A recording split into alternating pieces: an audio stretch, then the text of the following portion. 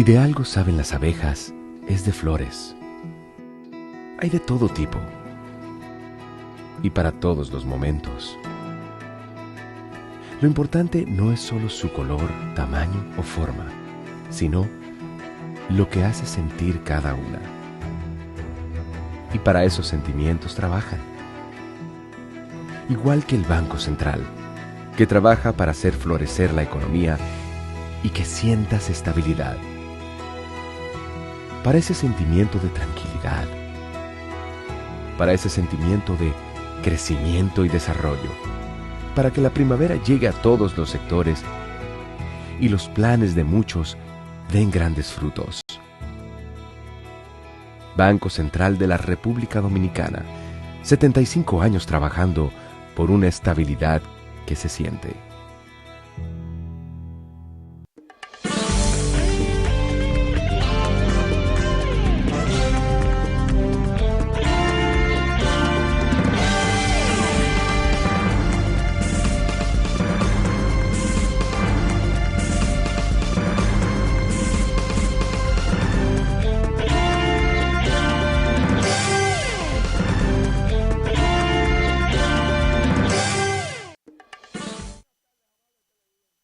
Bienvenido a su cita diaria, crepuscular y nocturna en Teleimpacto, que es al final de la tarde despidiendo el sol o comenzando la noche. Ponga su caridad en buenas manos. Apoye el Patronato de Lucha contra el Cáncer de Villa González Incorporado. 809-443-8010. También el Hogar Escuela Santo Domingo Sabio. Otro espacio para usted poner su caridad en las manos de los salesianos de la Iglesia Católica y formar o ayudar a formar jóvenes que están en alto riesgo, presas fáciles de la delincuencia y del crimen. Sin embargo, en esta institución que regentan los salesianos, se forman como ciudadanos ejemplares para el país, útiles al país. Apoyen. Avenida Independencia, esquina Gregorio Luperón, en Santo Domingo. Bien, entonces tenemos hay muchas notas hoy viernes. Hay una nota del ADP. Y siempre, esos son temas recurrentes en este programa, por lo menos. Porque se trata de los servicios más básicos y más fundamentales de lo que está comprometido el Estado a brindarle al pueblo, que es la educación, la salud. Esos dos, básicamente esos dos, son esencialísimos. Podríamos decir, el Estado no existiría. El día que el Estado no pueda brindar esos dos servicios, los ciudadanos quedaríamos en la estación del desamparo, como se dice. Son vitalísimos. Entonces la educación es tan fundamental que sin educación, bueno, no solamente la alimentación es básica, porque como se sabe, el estómago es la lámpara que primero reclamó su aceite, como se dice. Es verdad, el cerebro no reclama la educación, pero hay que estar educado para avanzar, porque Dios nos dio ese cerebro para que avanzáramos. Es para avanzar, preparar, cultivarnos esa masa que uno la ve ahí blanquecina, como es el cerebro, no es un músculo. Entonces es para que se le dé trato, cultivarlo por vía de la educación. Entonces, esa educación viene arrastrando problemas que eran supuestamente o pretensamente eran solucionables con un 4%, aquellos teóricos, aquella masa, aquella manga más, porque eran exigentes rabiosos, como yo le llamo, el abajismo rabioso, pedía con rabia ese 4% porque era la panacea, la solución a todos los males de la educación. Es decir, que desde el año 2002, 14 años atrás, veníamos señalando que problemas de aula y maestros no iba a ser ya un problema más después de ese 4%. ¿Cómo se podría pensar que con un 4% de un PIB que tiene 130.000 millones de dólares, el nuestro, cómo se puede pensar que 14 años después de venir ejecutando ese presupuesto multimillonario, estuviéramos hablando de que más de 200.000 niños, estima la ADP, otros estiman 300 y más niños, iban a estar sin aulas? Bueno, ese mismo sector que hablaba así de ese 4% era lo mismo que acusaban a Balaguer atrás de embrutecer el país, que no quería invertir en educación porque es lo que le interesaba, tener un país bruto. Oigan bien, ese era el argumentario de esos grupos de izquierda y de oposición que tuvo este país. Balaguer y Trujillo eran dos Satanás.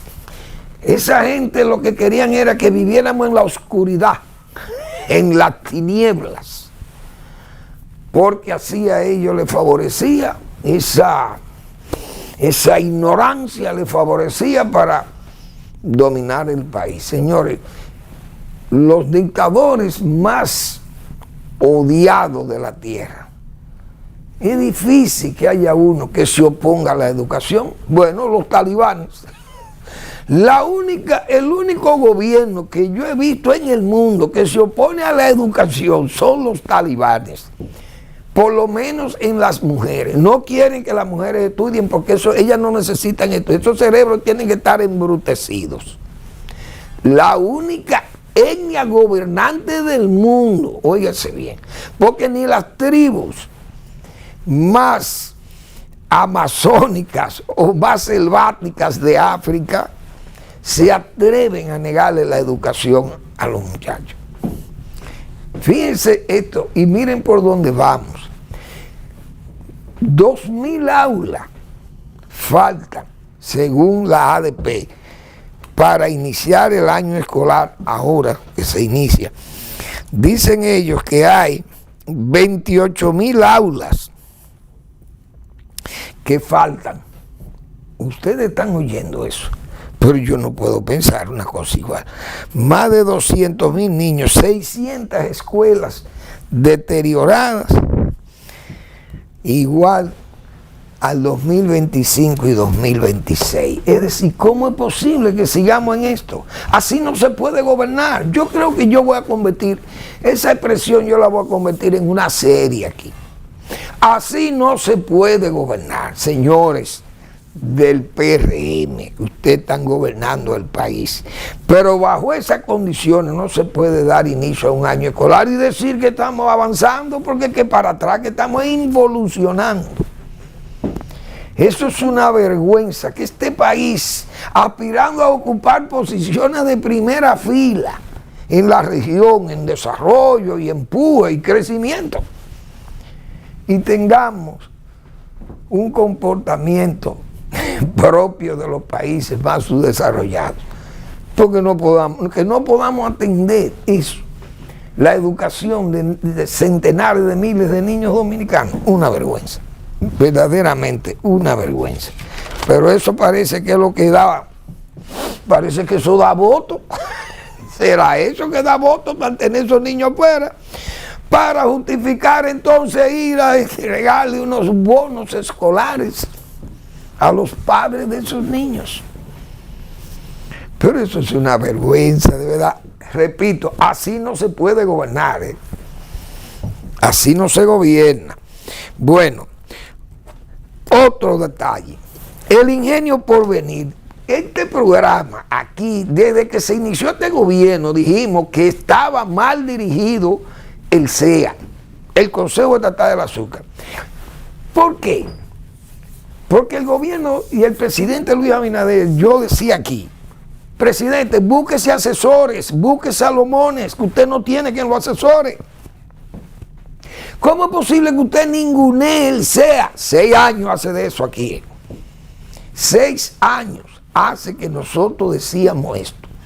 Presidente, ¿cómo es posible que usted ningunee el Consejo Estatal del Azúcar y lo lleve a la mínima expresión? Eso hay que desaparecerlo, cerrarlo. Y le voy a nombrar el director de Bienes Nacionales, va a ser el codirector del CEA. Oigan a dónde llegó el ninguneo.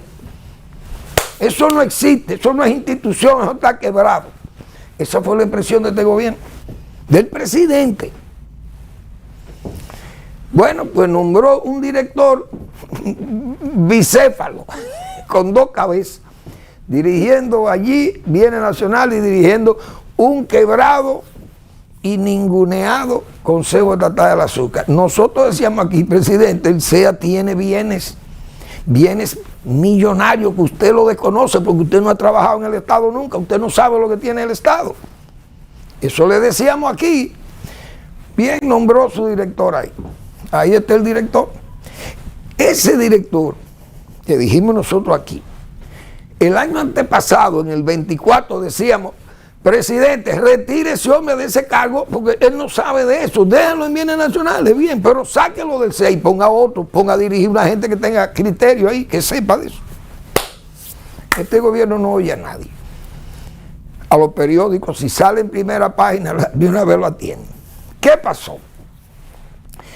Ese señor del CEA dijo que le iban a invertir 1.500 millones de pesos al Ingenio Porvenir y que ellos iban a obtener 15.000 toneladas de azúcar. Ese CEA ya rehabilitado, y el presidente le compró ese discurso, lo aceptó. ¿Por qué? Porque el presidente ignora lo que está pasando allí, no conoce aquello. Pues rehabilitaron supuestamente el Ingenio Porvenir, que era una chatarra, que se lo dijimos aquí, ya eso no se puede levantar porque no tiene ni tierra para producir. Y dijimos las 400.000 tareas del Ingenio Porvenir, del Ingenio Santa Fe, del Ingenio Consuelo y del Ingenio Quiqueya se le arrendaron a la familia Vicini, porque el ingenio de ellos se había ampliado el área de molienda y de obtención de azúcar. Y ese ingenio, con su eficiencia y su modernidad, iba a producir el doble de lo que producía. Hoy está produciendo 140.000 toneladas de azúcar, gracias a esos arrendamientos.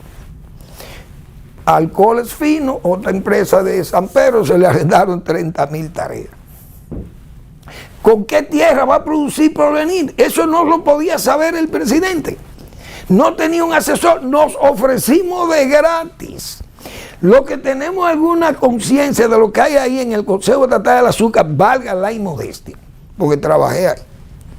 Podíamos haberle y nos invitamos nosotros mismos a ir a decirle al presidente, presidente, no saque ese hombre de ahí, ponga una gente que conozca aquello. Que los hay muchísimos en su partido incluso, para que no cometan ese error de ir a invertir ese dinero. Lo invirtieron, supuestamente. ¿Cuánto fue la zafra, señores? 900 toneladas de azúcar, de las 15.000. Es decir, una ruina, no un 1%. La producción, el rendimiento en fábrica, la productividad, eso no se puede ni decir, porque eso da vergüenza decir. Se publicaron todos los medios, publicaron ese caos, ese desastre, y este gobierno lo que hizo fue premiar al director del CEA, el presidente Abinader, que no sabe lo que tiene entre manos, lamentablemente, hay que decírselo así. Hoy repitieron el mismo error. Ahí está, lean lo que dicen los diarios. Pero yo quisiera que el presidente sea que lea eso. ¿Qué es lo que ha pasado con el Ingenio Porvenir? Hoy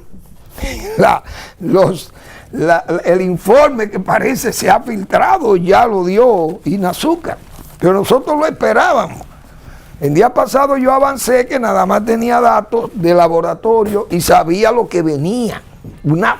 Eso no se puede decir que ha sido una zafra, sino un fracaso más de los centenares de fracasos que ha tenido este gobierno. Y así no se puede gobernar, he dicho.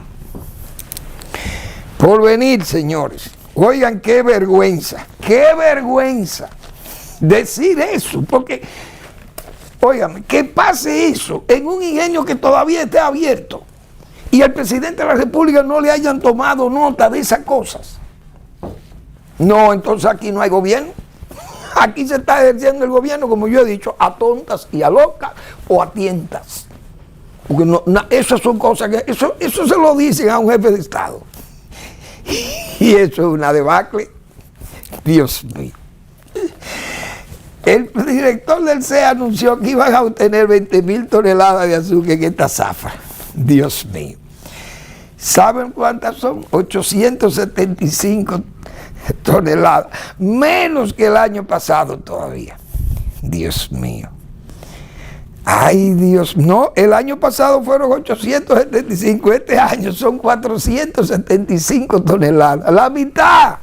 Óiganse bien. De 1.08, Dios mío, 1.08, molieron 73,000 toneladas de caña en el 24-25.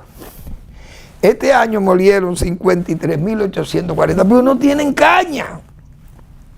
Ahora, presidente Abinader, óigame bien. Esas 73,000 toneladas, si usted tuviera un rendimiento de 10%, que es lo que tienen todos los ingenios que operan en el mundo, ingenios privados y hasta públicos, el ingenio hubiera obtenido 7,500 toneladas de azúcar, por lo menos si volviera un 10% en fábrica. Todo el que sabe de azúcar y de fabricación de azúcar, si me está oyendo a mí, saben que estoy diciendo absolutamente la verdad. Solo la verdad. Pero aquí no se gobierna, presidente Abinader. No se puede gobernar en la calle. La calle no es el palacio. Lo he dicho 6 años diciéndoselo a don Luis Abinader. No a él, tal vez no va a tener tiempo para oír este programa, pero a alguien que le escuche. O alguien que le pueda informar, que oiga uno y diga, mire, ahí hay un señor que dice que trabajó en el Consejo Estatal del Azúcar, presidente, que revise eso, que busque a una gente que lo asesore y le diga qué es lo que hay ahí, que cierren esa chatarra. Pero el error sigue. Y ese error, si este gobierno sigue así, cuando termine, oigan, vamos a quedar con un pie en el aire y el otro con el abismo como suelo. Usted está oyendo, presidente Abinader, después que usted entregue el poder, vamos a quedar con un pie en el aire y con el otro, con el abismo como suelo. Óigase bien, es así que vamos a quedar, lamentablemente. Pero, repito, así no se puede gobernar. Esa es la verdad. Fíjense por qué que así no se puede gobernar. Porque los presidentes en este país tienen que centralizar el poder y los presupuestos. Aunque querramos ser los más descentralizadores del poder. Pero estos son países que se necesita cierto control centralizado del presupuesto nacional. El gobierno se ha dado a la tarea de promover el turismo porque el presidente es turístico. Él viene de la empresa turística. Tal vez, si yo, que soy agrónomo, si fuera presidente de la República, me voy a inclinar por la agricultura y por la ganadería. Se puede pensar eso. Pero yo creo que la lógica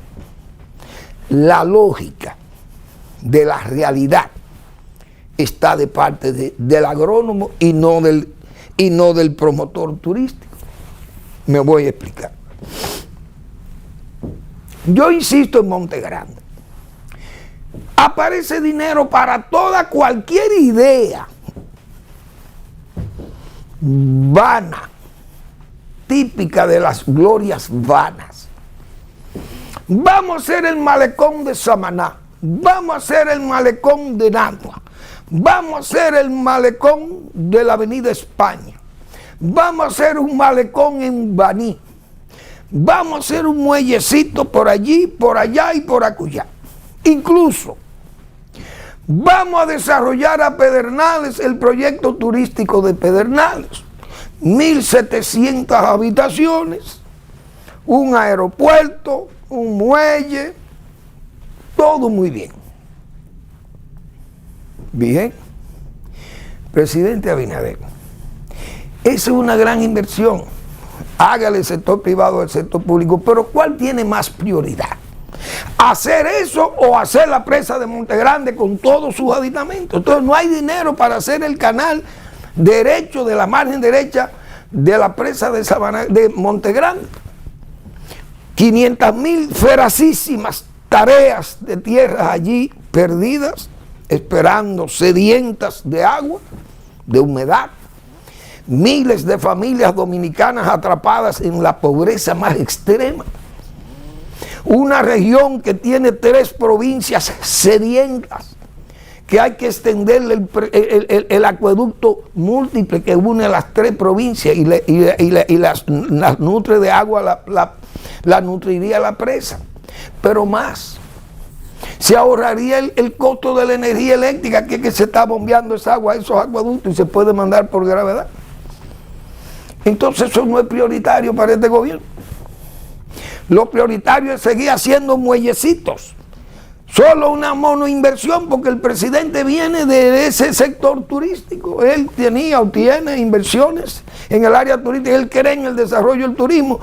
Bueno, tal vez yo como agrónomo entonces creo en el desarrollo agropecuario.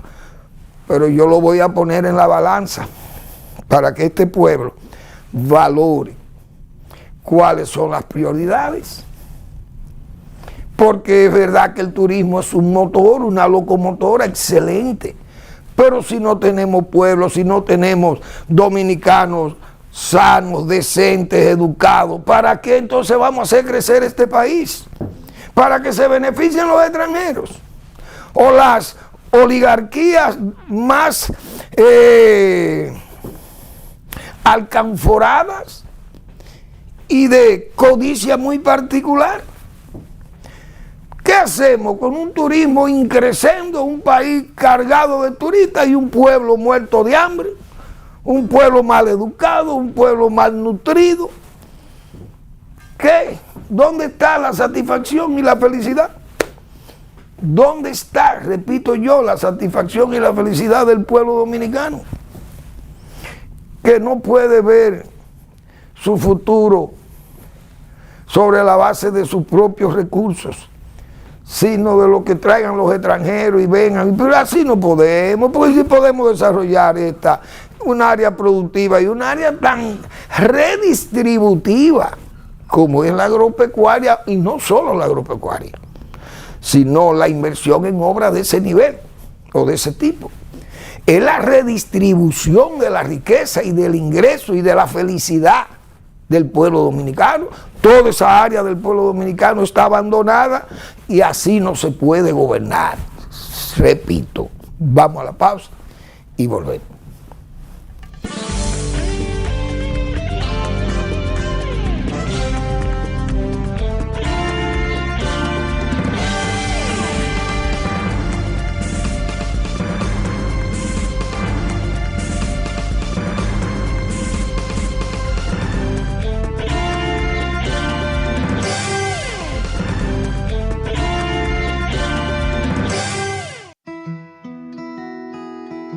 Si de algo saben las abejas, es de flores.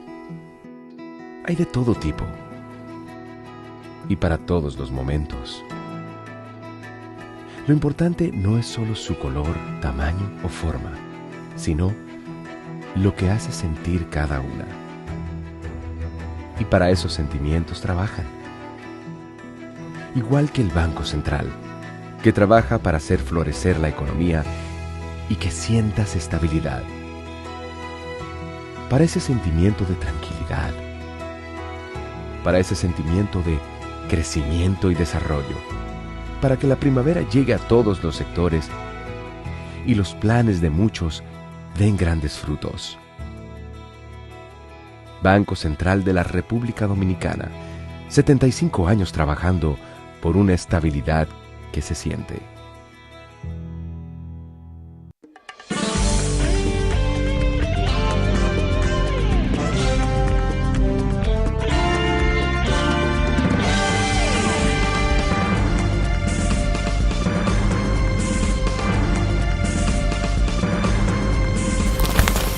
Se inicia remodelación del Salvador Begotier. Muy bien.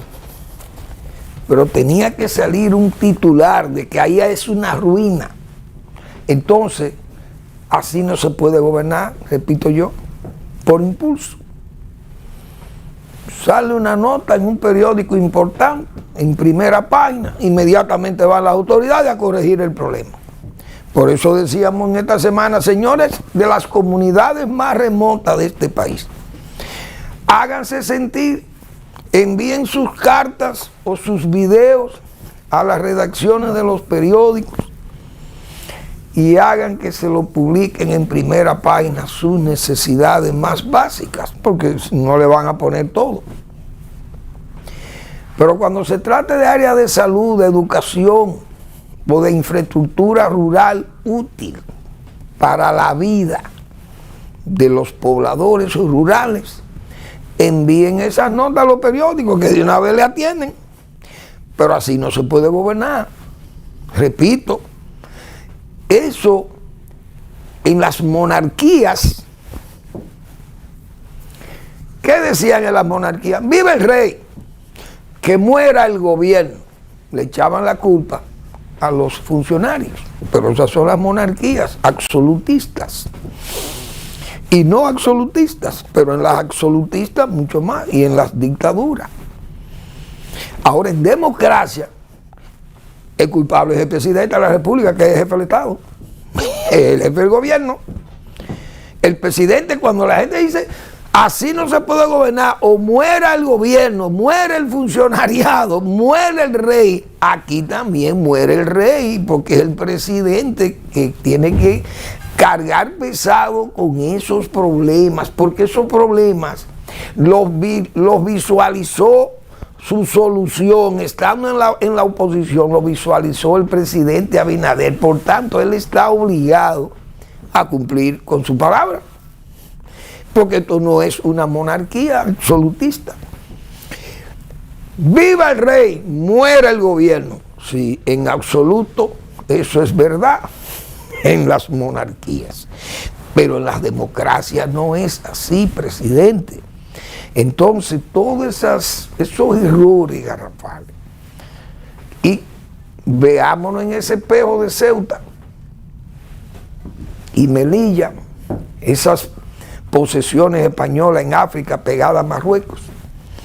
Fíjense la trama, que ahora no se sabe, puede ser una trama de Marruecos, se piensa.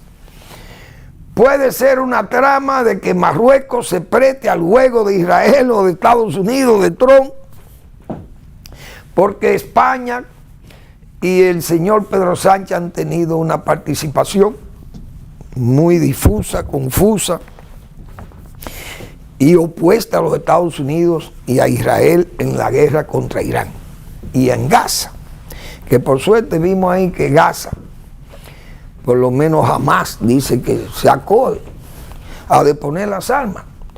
Trump dice que ha logrado un acuerdo con ellos, muy bien, pero con un requerimiento, que Israel se vaya de Gaza. A Israel le importa irse de Gaza, ya se había ido en 2005 cuando estaba Ariel Sharon. Ariel Sharon no era primer ministro, Ariel Sharon creo que era jefe del ejército.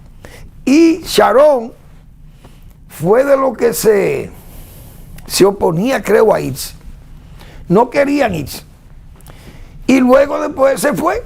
Entonces aprobó que saliera Israel, porque se dieron cuenta que ahí no buscaban nada, que lo que tenían era muchos problemas. Se fue Israel. Israel no le hace falta a Gaza. Se fueron. Ellos le hace falta a Gaza para disciplinar a Gaza. Que se largue jamás de ahí, desarmado, un pueblo pacífico, y puede convivir con Israel en la frontera.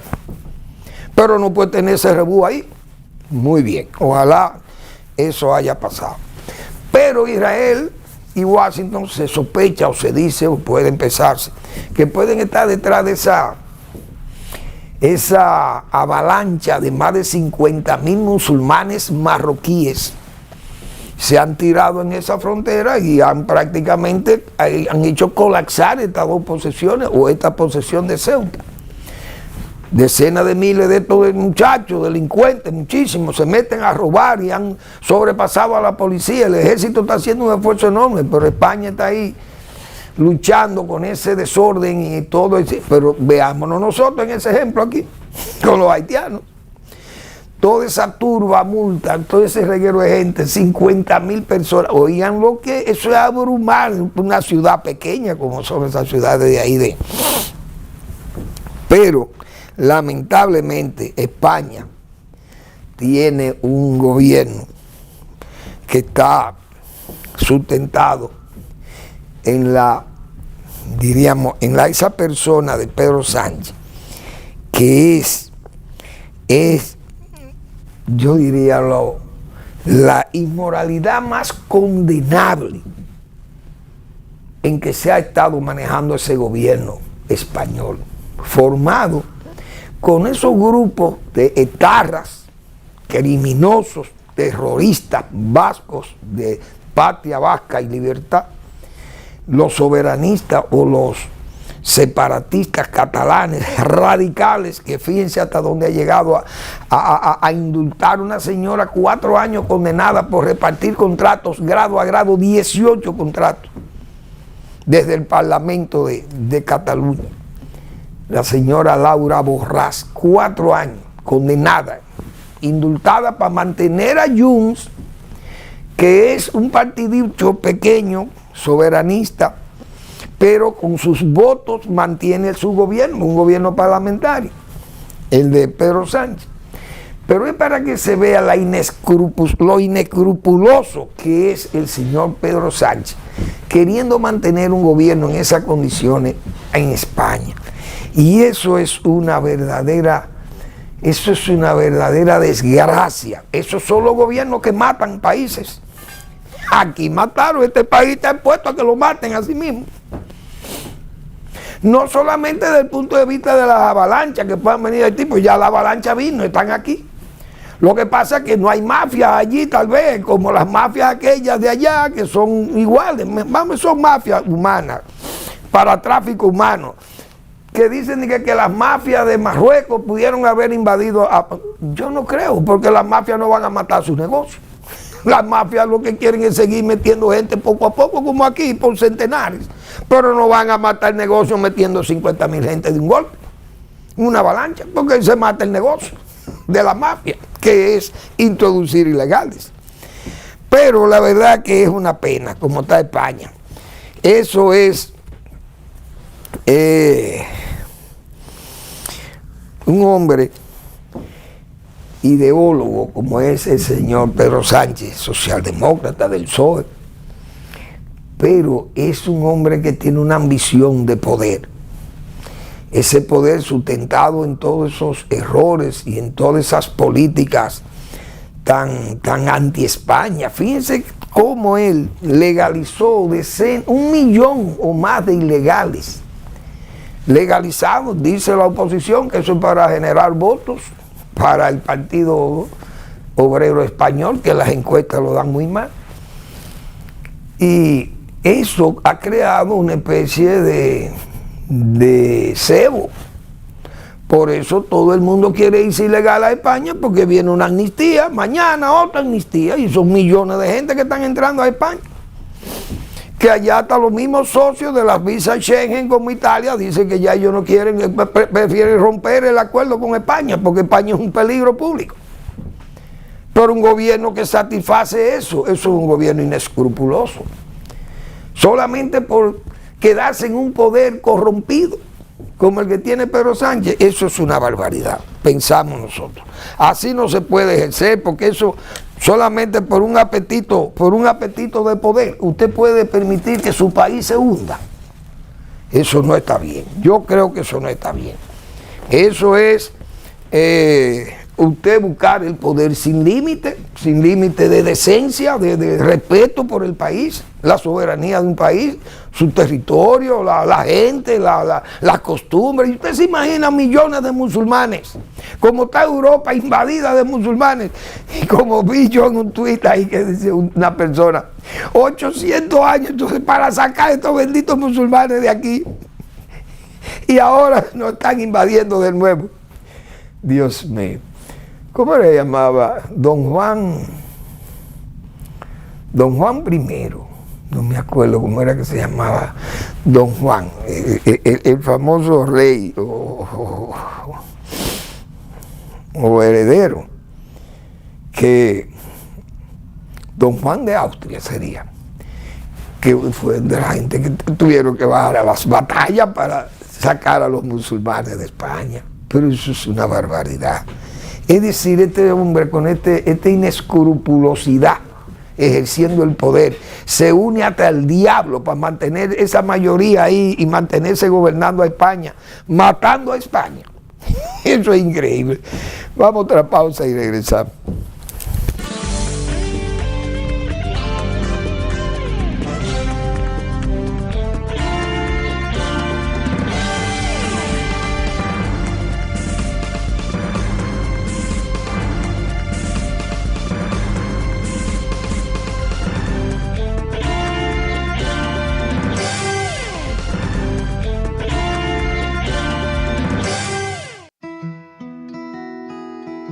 Si de algo saben las abejas, es de flores. Hay de todo tipo y para todos los momentos. Lo importante no es solo su color, tamaño o forma, sino lo que hace sentir cada una. Y para esos sentimientos trabajan. Igual que el Banco Central, que trabaja para hacer florecer la economía y que sientas estabilidad. Para ese sentimiento de tranquilidad, para ese sentimiento de crecimiento y desarrollo, para que la primavera llegue a todos los sectores y los planes de muchos den grandes frutos. Banco Central de la República Dominicana, 75 años trabajando por una estabilidad que se siente.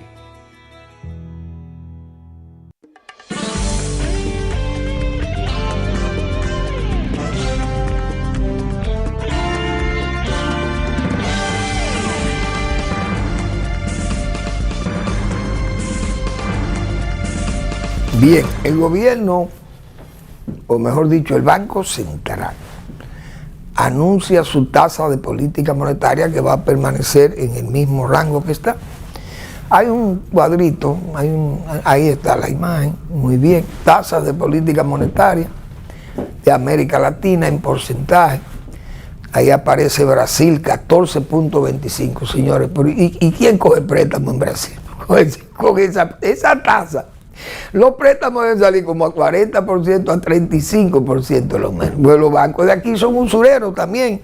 Esos bancos yo he visto aquí, usted le pagan un 4 a usted, pero ellos le prestan a un 14. Oiga, ¿cómo es? Usted le pone un título ahí, qué sé yo, y le dan un 4% en ahorro. Y usted va a buscar un préstamo y le tiran 14 y 15 y hasta 16% le tiran de ese préstamo. Eso es una barbaridad. Son usureros esos bancos dominicanos, excepto el Reserva, que no es usurero. Tengo que decir esa verdad. Y lo voy a decir si me da tiempo más luego. Colombia un 12%. México 6.50, más o menos ahí. Uruguay 5.75, Paraguay 5.50, nosotros 5.25, ya tiene un tiempo ahí. Chile 4.50, más bajo todavía. Perú más bajo 4.25, Guatemala 3.50 y en Costa Rica 3. Ahí el dinero está regalado. Ahí casi le regalan del dinero a uno. Por lo menos en Costa Rica y en Guatemala pues está bien barato, 3.50 y 3.0. eso es muy baja, la tasa es sumamente baja. Pero bien, nosotros estamos en 5.25, el Banco Central ha explicado bien claro por qué esas tasas no bajan más, porque entonces Estados Unidos tiene una tasa que está un poco alta también, y si bajan la de aquí, la gente ¿qué va a hacer? Se va a llevar el dinero de aquí, lo va a cambiar en dólares, presiona el dólar no se va a comprar a 56 ni a 57, lo vamos a tener que comprar más caro, se encarece el dólar, se debilita el peso, la gente saca el dinero y se lo lleva a donde, a Estados Unidos, porque tiene tasas que son más competitivas. Y eso lo ha explicado el Banco Central muchísimas veces. Así que ahí están las fuentes, bancos centrales con esquema de metas de inflación. Ese es un cuadro que nos presenta el Banco Central y ahí está en rojo República Dominicana, digo rojo para destacar en los gráficos, que esos somos nosotros. Y además nuestra bandera lleva el rojo también, ¿por qué no? Pero ahí está el 5.25, que ya está hace un tiempo que el Banco Central la mantiene ahí fija, como son sus metas de inflación. Muy bien. Bueno, yo quería anunciar una actividad que tiene mi amigo, Osiris Madera. Voy a tratar de leer. Osiris es una persona ya más madura, pero Osiris es muy inquieto y es un productor cultural, escribe, tiene muy buena facilidad para la escritura y es poeta también, novelista, muy bien. La editorial Santuario tiene el honor de invitarle a la presentación de los libros La escritura de Osiris Madera, del doctor Carlos Ardavín, la escritura de Osiris Madera. Ese señor escribió sobre Osiris. Emociones y sentimientos, del doctor Sergio Solís Taveras. Emociones y sentimientos. Las obras serán presentadas por Fausto Jaques y Lorenzo Brea Díaz. Muy bien. Esto será el martes 4 de agosto del 2026, hora 6:30 de la tarde, lugar, sala Carmen Natalia, Biblioteca Nacional Pedro Enríquez Ureña, Plaza de la Cultura Juan Pablo Duarte, Santo Domingo, Distrito Nacional. Maestría de ceremonia, Sergio Solís y Francel Solís de Luna. Así que esas obras serán presentadas el martes 4 de agosto a las 6:30 de la tarde en la sala Carmen Natalia de la Biblioteca Nacional Pedro Enríquez Ureñas. Emociones y sentimientos, Sergio R. Solís Taveras. Y la escritura de Osiris Madera, del doctor Carlos Ardavín. Así que estaremos por allá presentes, solidarizándonos con ese maestro de la escritura que es Osiris Madera. Y ese libro dedicado, o mejor dicho, ponderando su escritura por parte del doctor Carlos Ardavín. Muy bien. Bien, entonces, bueno, señores, pero ya hay muchas voces que se están sumando a saber, porque es necesario saber. Aquí se ha invocado la palabra bajo la palabra transparencia, que no ha habido una administración de gobierno más transparente que esta. Se vende como ejercicio de gobierno y se vende como éxito de gobierno, la transparencia. Sin embargo, en Ocoa hace un tiempo, ya, en aquel tiempo, como dicen a los evangelios, señores, se detectaron unas siembras de marihuana, que supuestamente es ilegal, sembrar marihuana, a menos que estemos equivocados y la gente haya entendido que cuando usted oye a un señor muy famoso, un ex pelotero, diciendo que fumar marihuana, eso es un éxito, eso es cigarrillo y que eso es saludable, y que los negocios con ese aceite de marihuana y que se usa para los enfermos críticos, etcétera, etcétera. Bien, pero la gente pensará que sembrar marihuana es tan fácil como sembrar tabaco, pero yo veo muchos tabacaleros que dejarán sembrar tabaco porque eso lo están cerrando por todos los lados. Pero si la marihuana le están abriendo espacio para sembrar marihuana. Porque en Ocoa han detectado una siembra de marihuana y ahora no sabemos quién fue que sembró la marihuana. Parece que la sembraron desde el aire por voleo en algún helicóptero.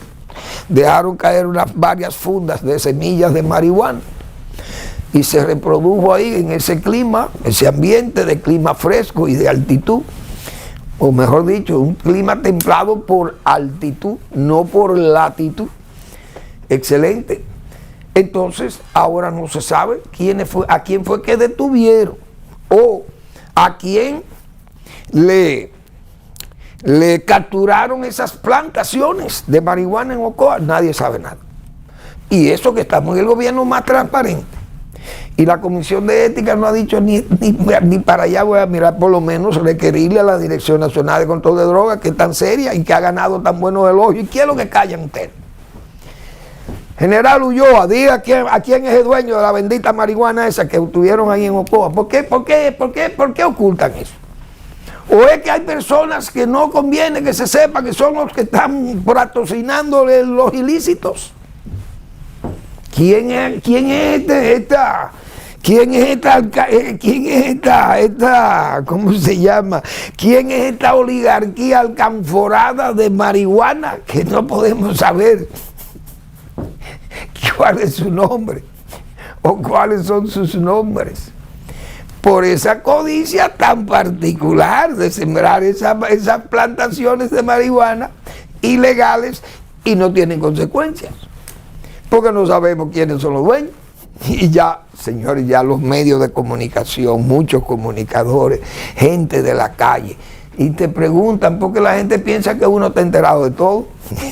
Fermín, ¿y a quién fue que le capturaron la marihuana? Yo no sé, honestamente no sé, porque esas veces son cosas que uno, en esas cosas militares y policiales, uno no anda. Pregúntenle a algunos youtubers que andan ahí, influencers, que tienen muy buenas relaciones en esos ambientes policiales o militares, y saben y oyen y escuchan esos comentarios o esos murmullos sordos del cuartel, qué sé yo, no lo sé, o de las fiscalías del país.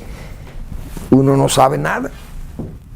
Nadie ha dicho quiénes fueron los que sembraron la bendita marihuana en Ocoa. Mire qué cosa, Dios. Bueno, pero como hemos dicho, hay gobiernos que matan países. Eso que yo decía de España.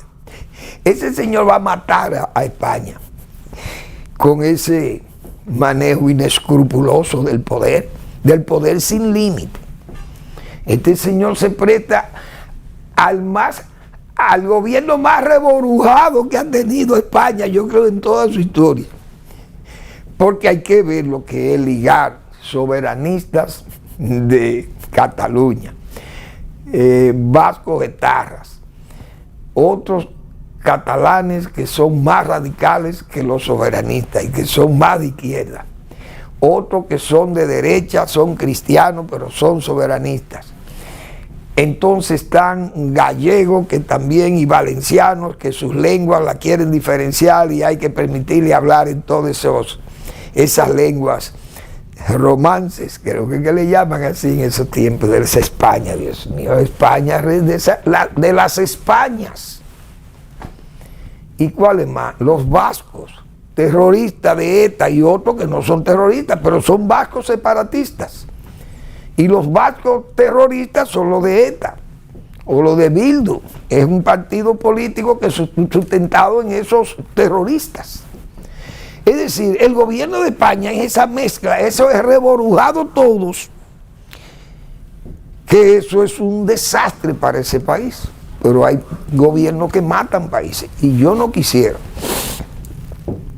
que el gobierno de don Luis Abinader mate a la República Dominicana. Ya lo vimos aquí, el gobierno de Hipólito Mejía mató prácticamente la República Dominicana y la mandó a sala de cuidados intensivos. O no nos acordamos de aquella etapa de país expirante en que tuvo este país en el 2004.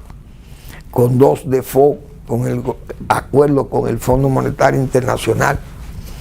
Hubo casi un acuerdo con el Club de París, un país sin dólares, un país quebrado.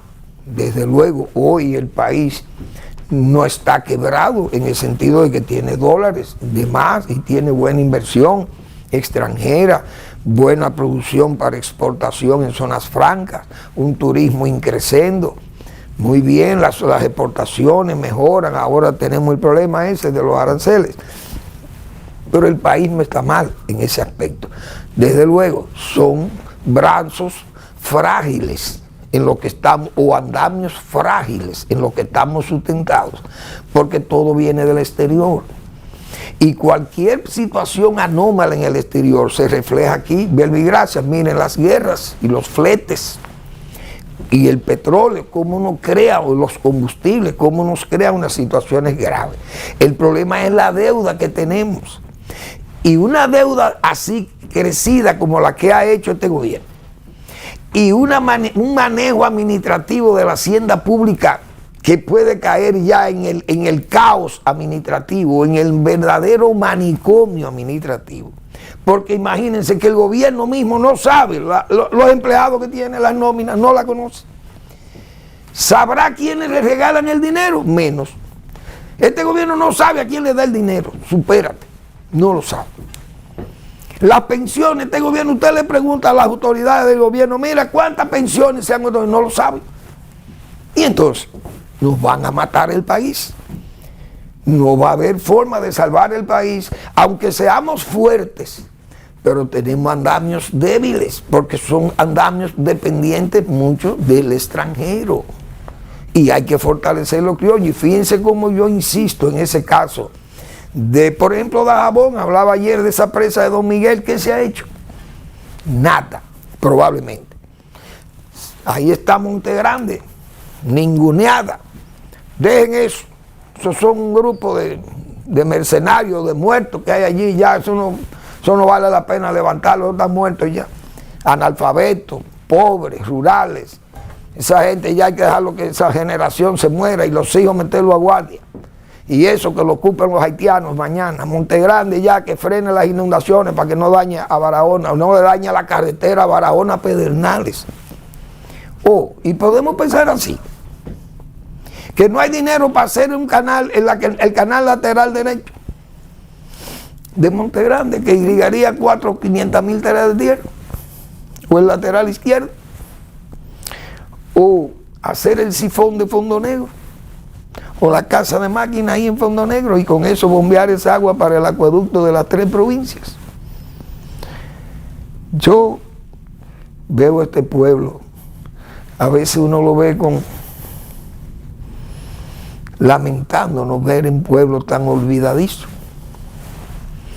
Mañana he dicho aquí, y no soy arupis, ustedes verán esas urnas abarrotadas de votos blancos o azules, o votos del PRM, en Barahona, Bauruco e Independencia, las 3 provincias.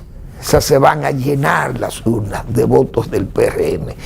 Su gran castigo, o su castigador, mejor dicho, pero sufrimos de ese mal de Estocolmo, de ese síndrome de Estocolmo, lamentablemente. Les invito a que lean al doctor Marino Vinicio Castillo, con su blog La Pregunta, los síntomas abrumadores de trastornos institucionales y geopolíticos en la región.